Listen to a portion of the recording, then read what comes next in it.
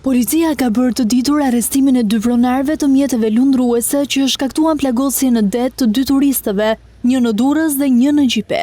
S. Xhametaj, 51 vjeç, banues në Tiranë, u ndalua për veprat penale, shkelje rregullave të mbrojtjes në punë dhe veprime që pengojnë zbulimin e së vërtetës për aksidentin në shkëmbin e Kavajës. Shtetasi belg HK, 21 vjeç, ka marrë me qëra një jet ski edhe pse nuk ishte leje drejtimi për këtë mjet. Në marrje në pyetje, S. Xhametaj, sipas bluve nuk ka dhënë informacion të vërtet mbi rastin, ndërsa u zbulua se i dëmtuari kishte kryer manovra të rrezikshme në det, çka i shkaktoi plagosjen dhe vijon të jetë në kujdesin e mjekëve në spitalin e traumës.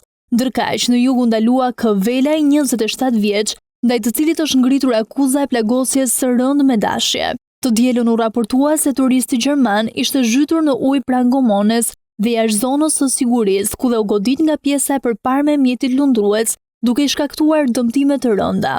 DS, 46 vjeç, banues në Gjermani, u dërgua në spitalin e traumës ku vijon të jetë nën kujdesin e mjekëve.